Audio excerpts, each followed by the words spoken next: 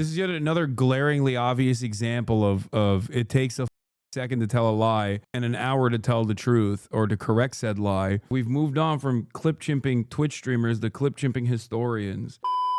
I want to watch this. I was in Ethan Klein's and Hasan Piker's debate. Ethan played a clip of Hasan reacting to a video of mine in which I refuted Ethan's dishonesty and omission surrounding the Nakba. We'll get back to this, but let's just say there's a reason why Ethan cut my clip off where he did. I'm going to be making this quick and hopefully short video to disprove Ethan's mischaracterizations of the Nakba and the events that contextualize it, his dishonest representation of— It's not a skip and everything to do with a major point of contention about the Nakba and the double Nakba theory. Iraqi-Israeli historian Avi Shleim and his book From Three friend of the Worlds, show, and to Overzealots. contend with the blatant racism Ethan displayed during that segment. I'm not going to get into iDubbbz's content cop or the whole swastika sword that is and isn't a swastika mess. It's not a swastika, and you know it's not a swastika. I mean, it literally is a swastika. I genuinely thought it was a swastika memorabilia. Do you think I would keep it in my house?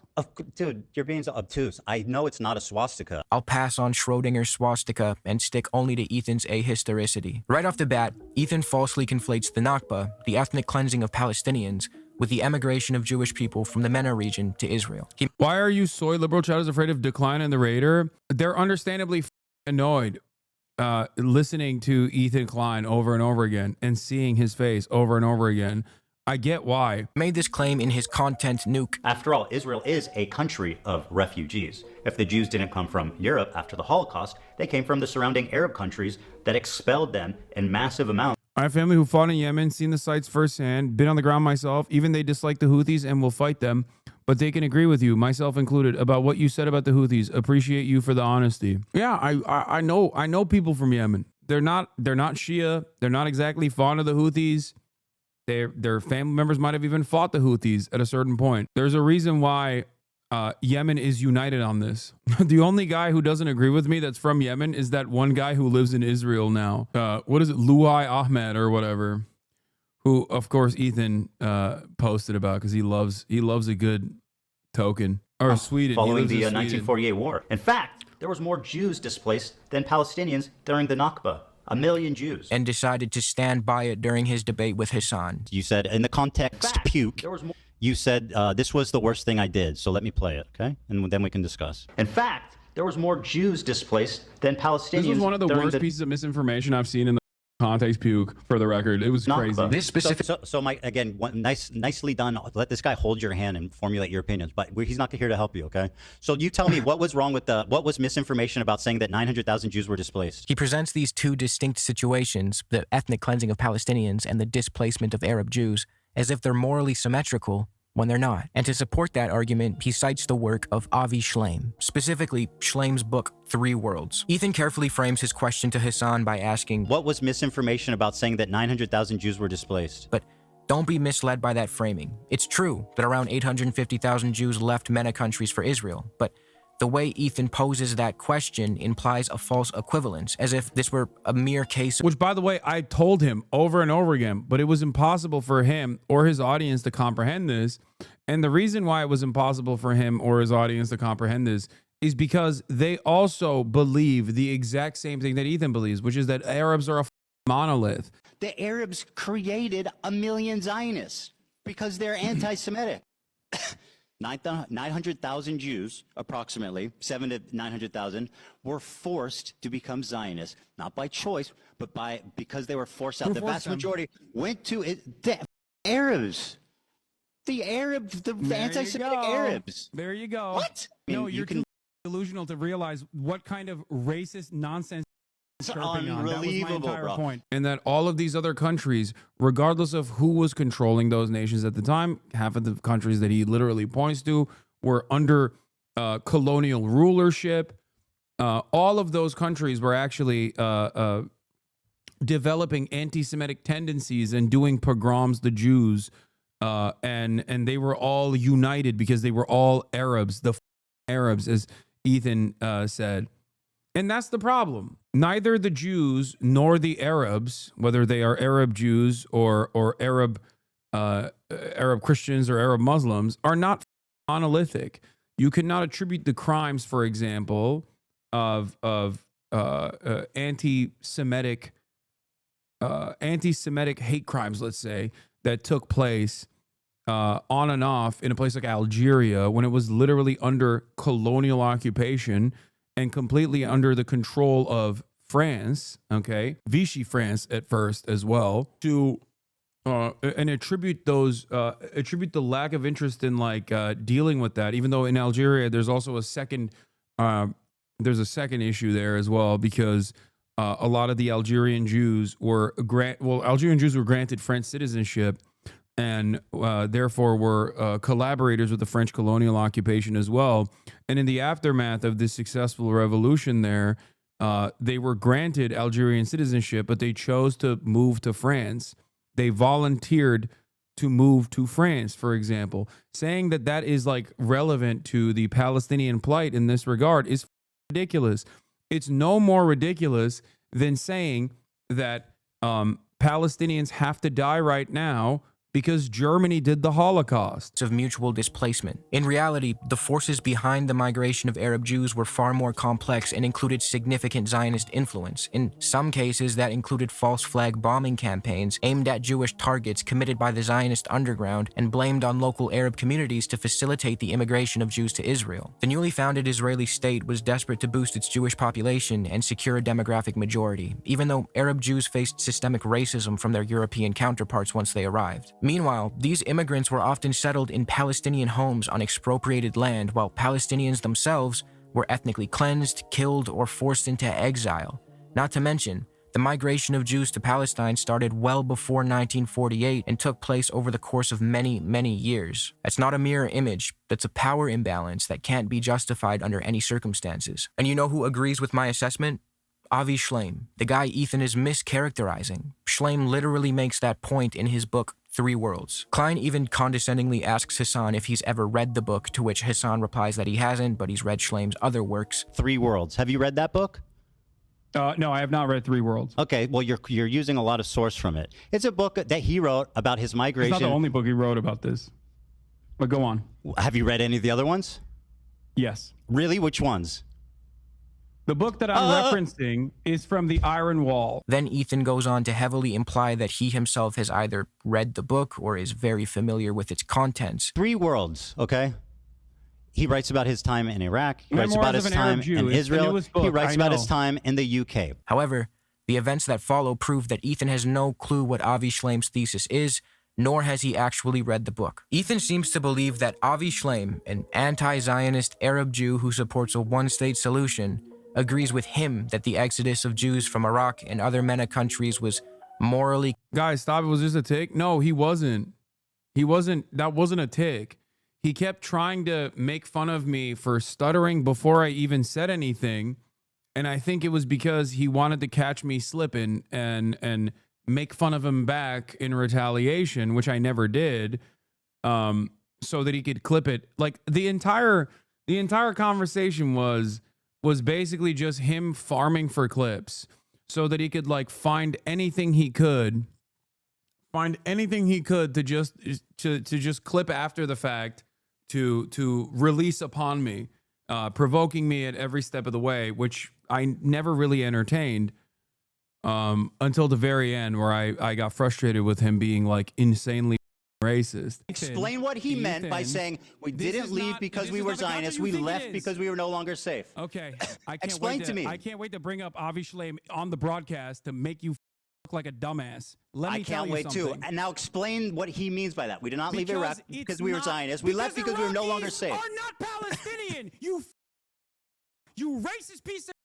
Because Iraq What? and the pan-Arabic nationalist They movement left. that arose out of Zionist You are violence out of your is mind. not about Palestinians. You Okay, cannot so make what this did the Jews in comparison. Iraq have to do with Zionists were fucking the ones Israel? who terrorized the You are Palestinians. so out of your And mind. then Iraqis. Dude, you cannot screaming and point to grandstanding Iraqis doesn't or mean you're Iraqi right. government's This is pathetic. racism during the Okay. pan-Arabic nationalist movements as a vindication for why, or a comparison as to why Israel had to do the Nakba. Like even the conversation around sexual violence that took place post October 7 or during October 7, where his initial point is like there's mass led by Hamas. That's obviously not the case. That did not happen. There's no evidence for it.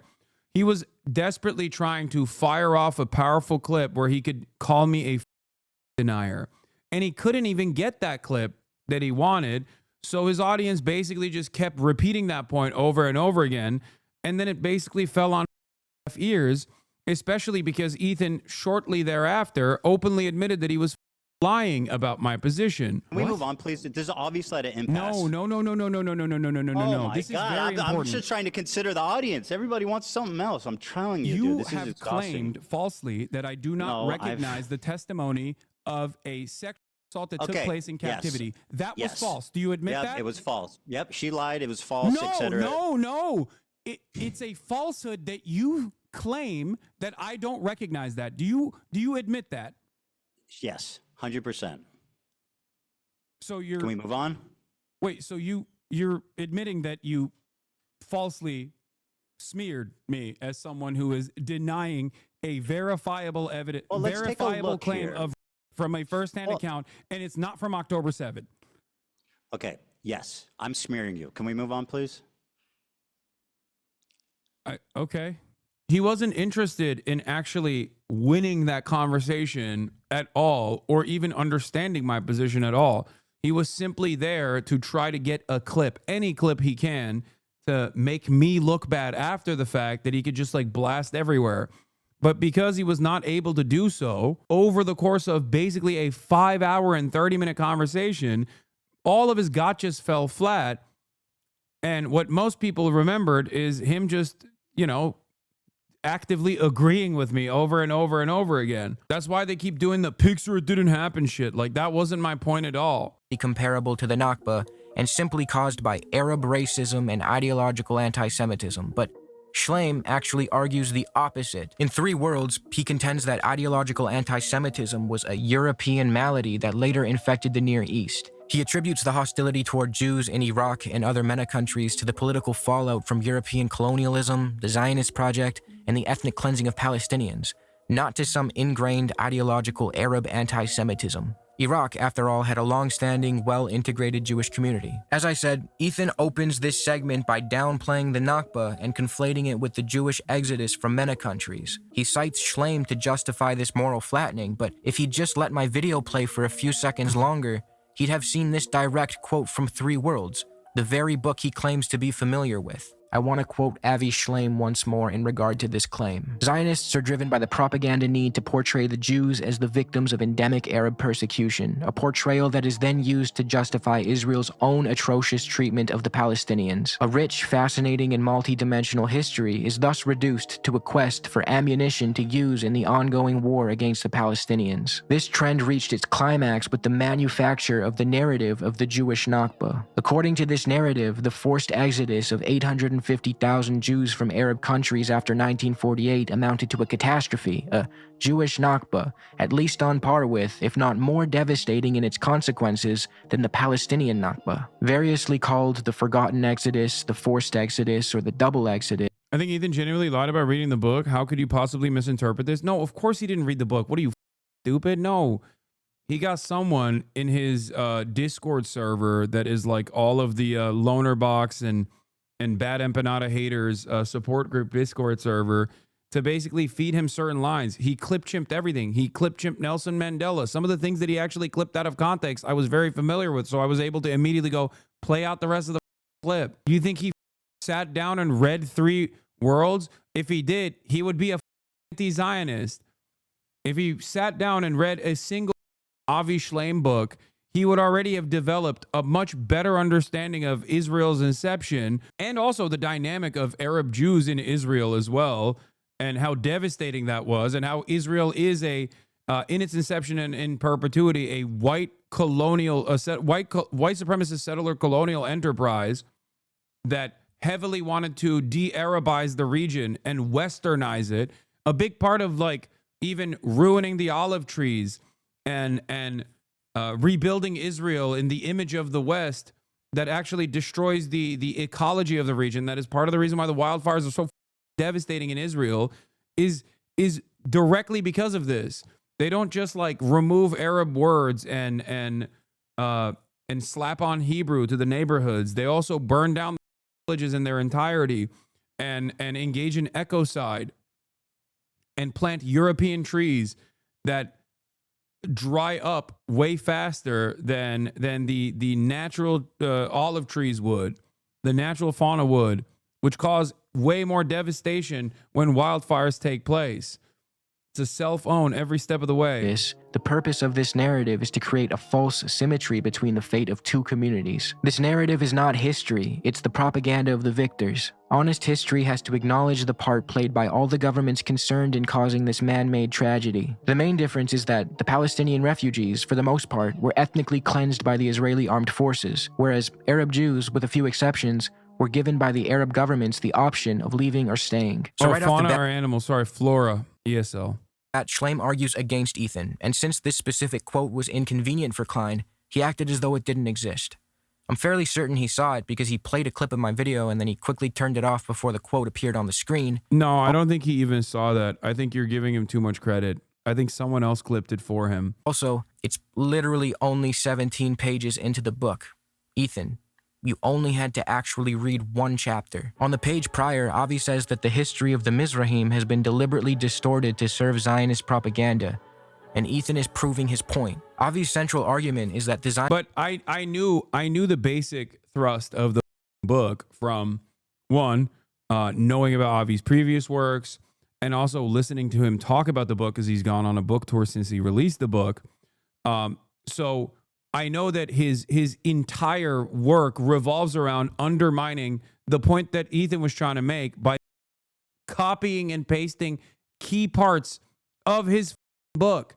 That was so crazy. That's why I literally said, dude, I'm going to have Avi Schleim on to address some of the claims that you made. We're still working on it, by the way. A lot of these older academics are much harder to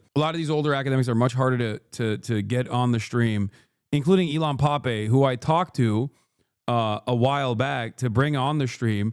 And he said, oh, sorry, I'm booked until like October, which is insane. It's like, I love the guy, but goddamn, brother, till October. I don't know. I can't even book a guest for next week sometimes because things are moving so fast. He also probably has no clue who I am, so that's part of the reason why. The Zionist movement played a major role in fueling hostility toward Jewish communities in the MENA region, and that the subsequent migration of Jews to Israel should not be equated with the ethnic cleansing of Palestine, as doing so is historically inaccurate. Ethan pulls one quote from Schleim. He said, we did not leave Iraq because we were Zionists. We left because we were no longer safe. And assumes that Schleim is on his side, but as we will see, this is not true. One thing I want to make abundantly clear before we go any further is that there absolutely was hostility toward Jews in MENA countries, especially post-1948. Which is also not even a point that I contest.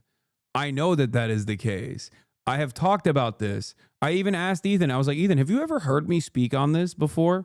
Because this is something that I also talk about. And he literally did not. He was like, he went silent for like 20 seconds because in that moment he realized like, nope, he's only seen clips that were sent to him of me, clips to make it seem as though I'm denying the anti-Semitism that took place in these countries. Yeah, he went nonverbal for once. It had little to do with ideological anti-Semitism in the genocidal way Europeans exhibited it, and nearly everything to do with geopolitical factors leading to intense nationalism. So although Jewish people may not have been forcefully expelled, and in some instances countries had laws on the books to prevent Jews from leaving, the conditions they were subjected to post-48 were horrible in a lot of instances. To use Iraq as an example, Jews were not forced out at gunpoint, as Ethan kind of implies. Do you want to interview with Morena? Morena? Who in Morena? And Jewish immigration was actually illegal at one point, but that doesn't change the fact that Jews were subjected to harsh and coercive conditions, fueled by Iraqi anger over the loss of Palestine, resentment towards Zionism, and the creation of a— He brought up the bombing. It was like, you wouldn't understand the level of anti-Semitic danger. The Israelis only planted 3 of the 5 bombs. Yeah. If you are talking about my queen, my goat, okay? If you are talking about a potential interview with my queen, I will fly down to Mexico right now. Do you understand?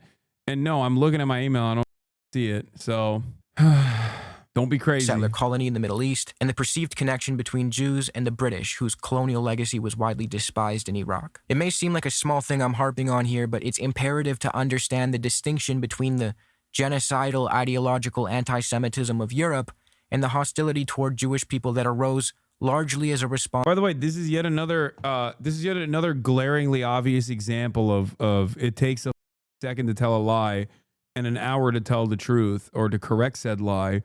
It's like this conversation, this back and forth took place. I brought up virtually all the points that he's making.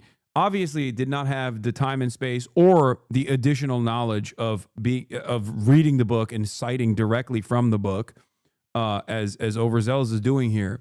But the conversation that took place in that back and forth with Ethan trying to steamroll with like clips directly out of context was not a productive one. It was probably one of the worst back and forths I had, even though it led to Ethan openly demonstrating his anti-Arab racism. Not that it matters, because if everyone is anti-Arab racist, then he comes across as the normal one, and I come across as the manic one in the eyes of all of those people. To external political elements in the MENA region. The depth of dishonesty in which Zionists are willing to sink to further their narrative is astonishing. Another example of this is how Ethan lies about the nature of the Iraqi bombings. When Ethan is discussing the false flag bombing campaigns in Iraq, mostly carried out by the Zionist underground to convince Iraqi Jews to flee the country, Ethan falsely and smugly claims that 100,000 Jews were already registered to leave Iraq before the bombs went off. Before the bombs went off, 100,000 of the 125 Jews were already registered to leave. You want to explain that? However,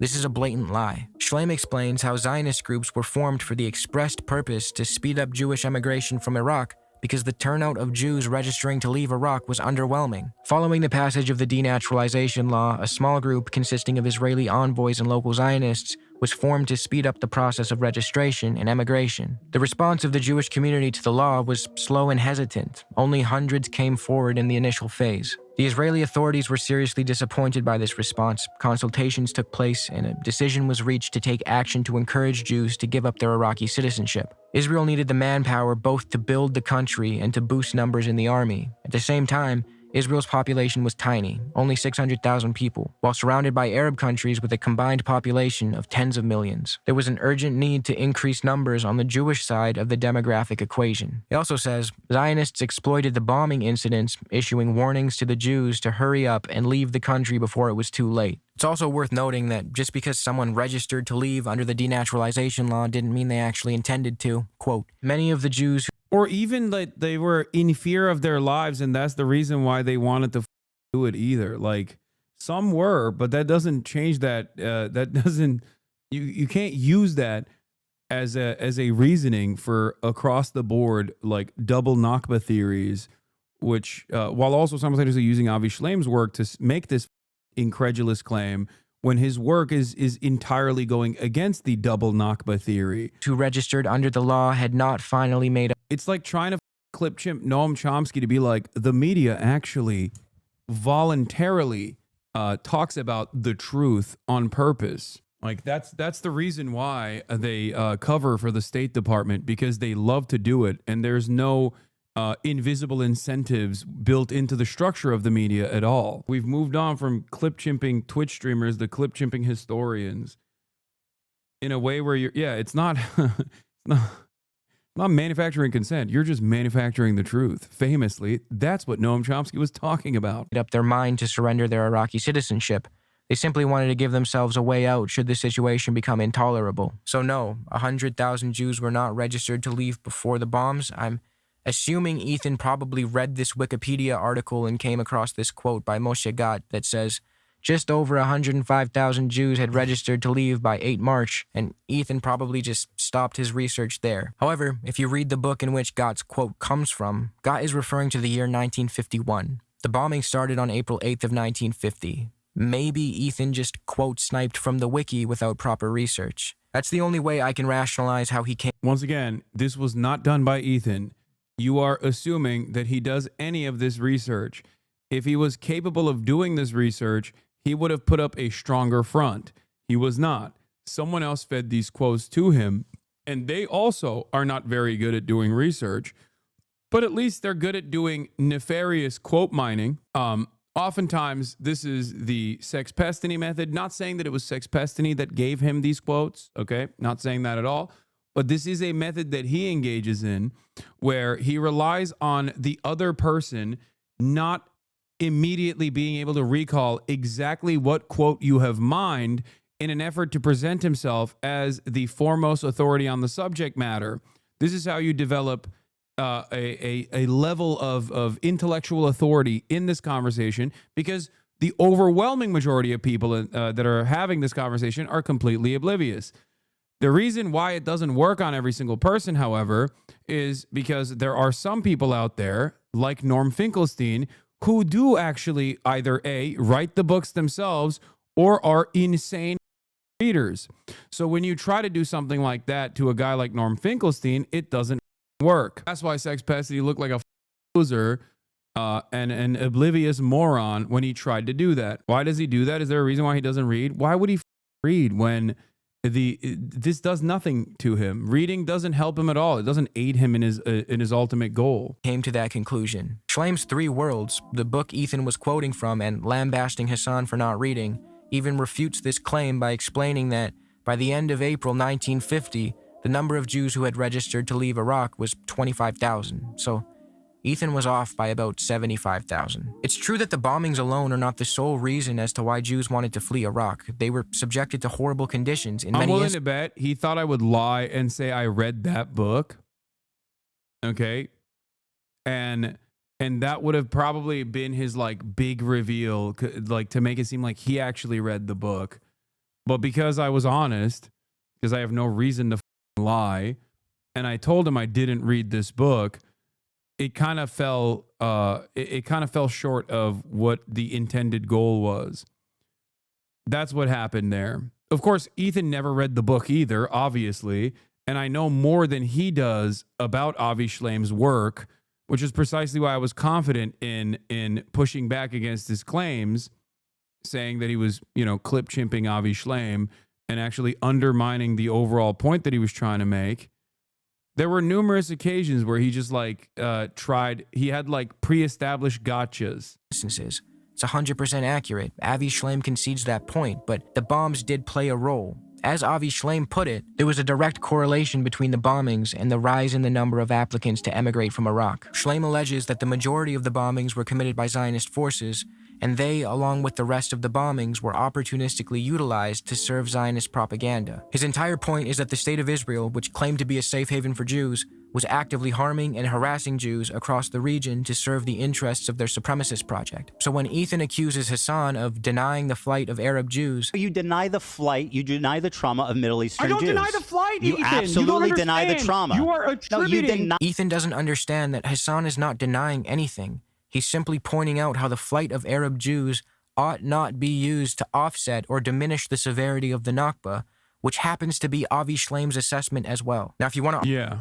Like, one is a planned exterminationist campaign, okay, carefully crafted with numerous atrocities, and the other is a reaction to that planned extermination campaign from other wholly irrelevant groups, okay, entirely irrelevant groups. It's not the same at all. Like, the Palestinians weren't in communications with, like, the Algerian Arabs or people in Morocco or people in Yemen or any number of different places that Ethan points to, or in Iraq, right? The Palestinian Arabs were not like talking to the Iraqi Arabs and being like, yo, you got to kick these Jews out. You got to kill them.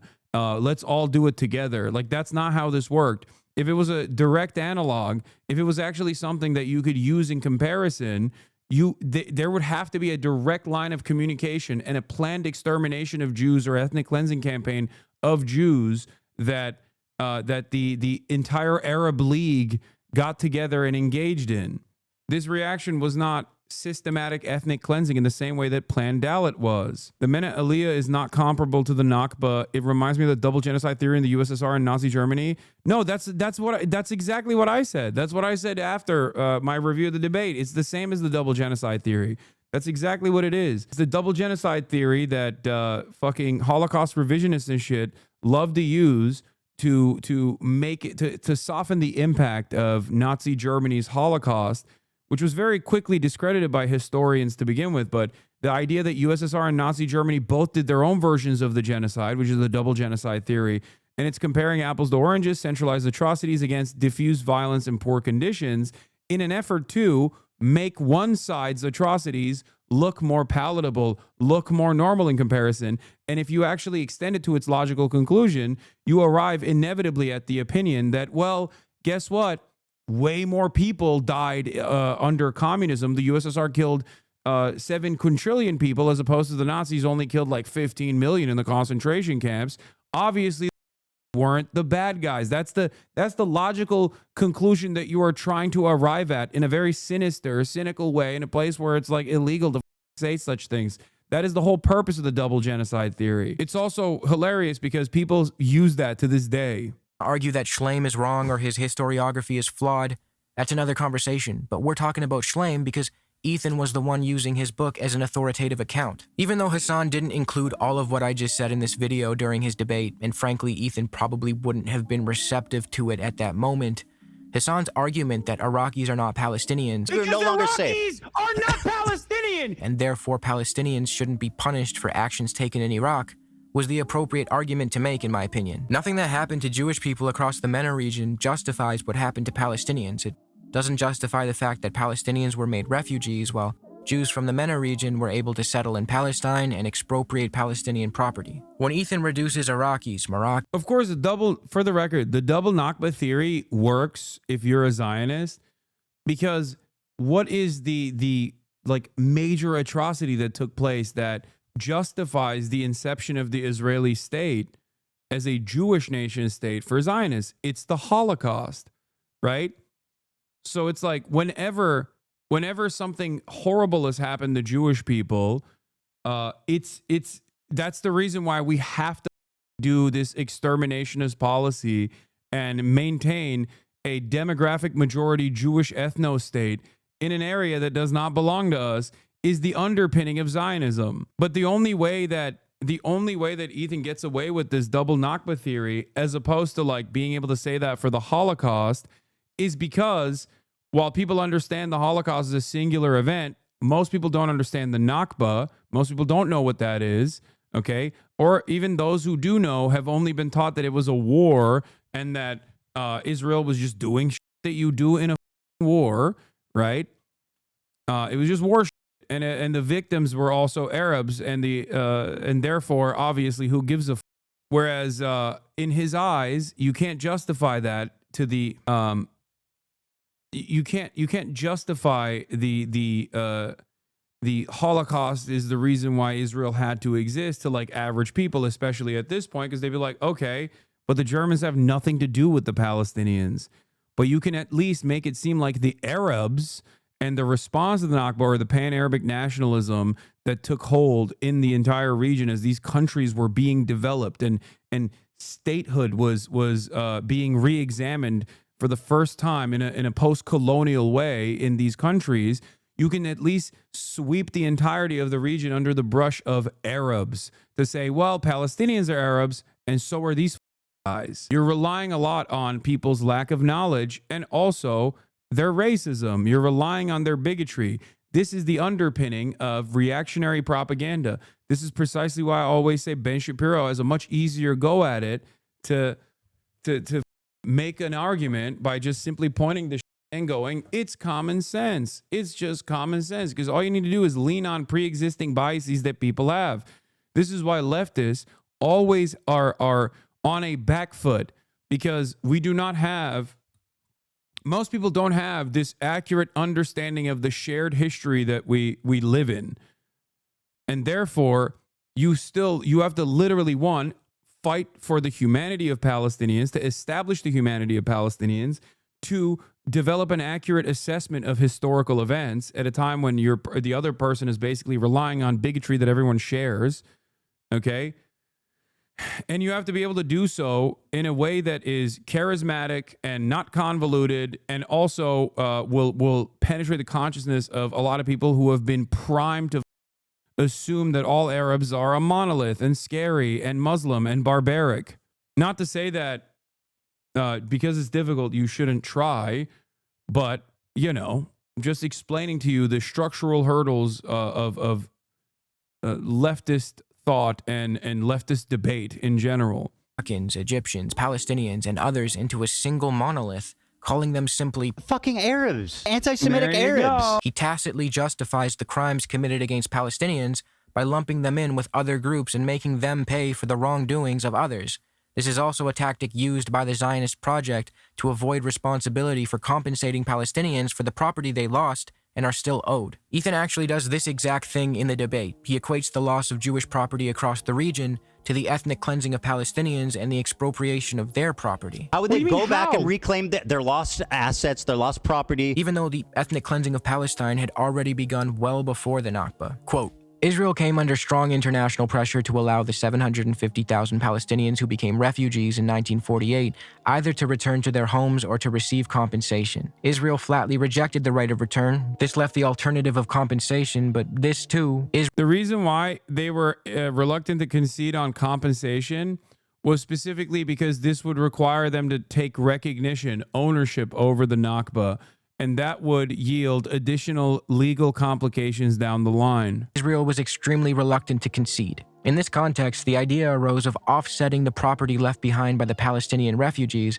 against the property of Iraqi Jews. Again, Arab Jews got Palestinian land and property. Palestinians got ethnically cleansed. It is not the same. Also, it's worth mentioning that many of these MENA countries were under European colonial rule during this time. The fact that Ethan actually tries to make this double exodus Jewish Nakba point in both his content nuke and in his debate with Hasan. You brought that up deliberately to say more Jews were displaced than Palestinians I think that's were. an interesting fact that you clearly don't ever want to mention because Why it would really you bring up messes that up your fact? beautiful little narrative. All while citing Avi Shlaim, who openly detests this conflation, is a testament to either Ethan's stupidity or his dishonesty. It's important to understand that reducing this issue down to mere Arab anti-Semitism overlooks the actions of all the actors involved and flattens the complexity of the situation in a way that plays a role in justifying what happened to the Palestinians. To show you once more what Shlaim said about conflating the Jewish plight with the ethnic cleansing of Palestine, the purpose of this narrative is to create a false symmetry between the fate of two communities. This narrative is not history, it is the propaganda of the victors. The main difference is that the Palestinian refugees, for the most part, were ethnically cleansed by the Israeli armed forces,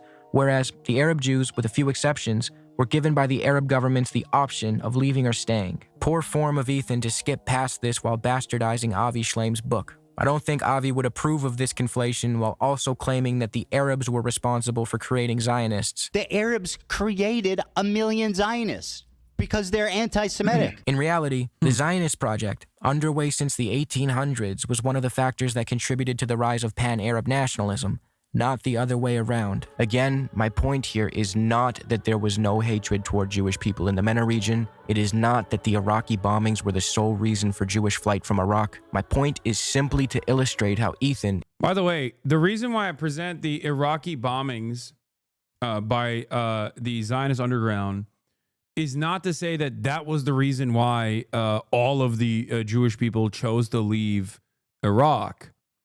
The reason why I mention that, and is the same reason why Avi Shlaim mentions that, it is because it shows with conclusive evidence that a mass exodus of Jews from all of the MENA region was an absolute necessity, even though Israel reluctantly were bringing the Jews in because they were Arab Jews and were considered lesser than, what was Ben Gurion's initial take on it? Like, they were like the dust of the desert or something.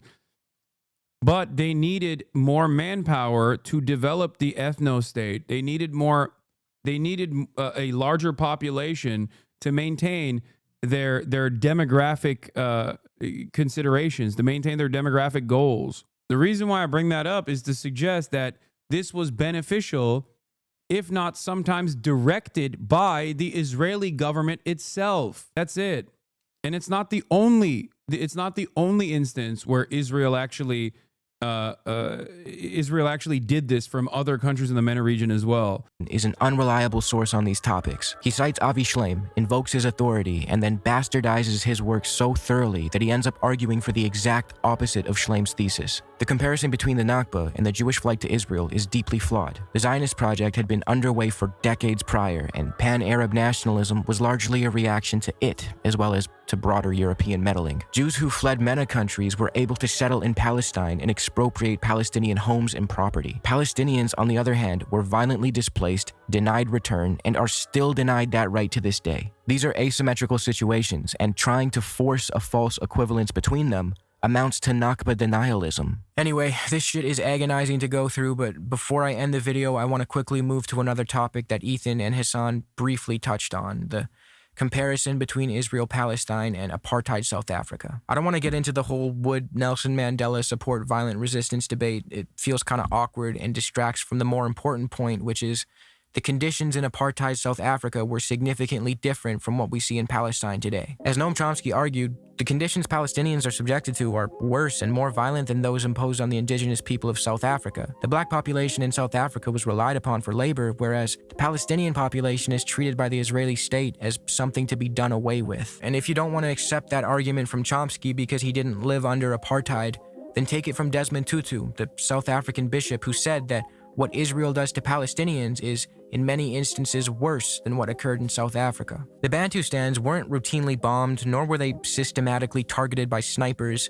There was absolutely violence and horrific, unforgivable atrocities committed against the black population of South Africa, but they were still needed alive for labor. They didn't experience the kind of regular, indiscriminate assaults that Palestinians face today, the so-called mowing of the lawn. This difference alone makes the Nelson Mandela comparison inapplicable in my opinion. The conditions Palestinians are subjected to are far more violent, and as a result, the response is bound to be more violent as well. It's an unfortunate reality, but the blame ultimately lies with the occupying force. Those who maintain apartheid structures and uphold an oppressive system are responsible for the violence that system produces. As Frantz Fanon wrote in the opening line of The Wretched of the Earth, decolonization is always a violent event. Anyway, I am done talking about Ethan Klein unless he responds to one of my videos. Funnily enough, the only one who responded to the last one was the fucking guy. So I mean, good on him. But Anyway, that'll be all for today for me, folks. And tomorrow we'll get to some lighter events, okay?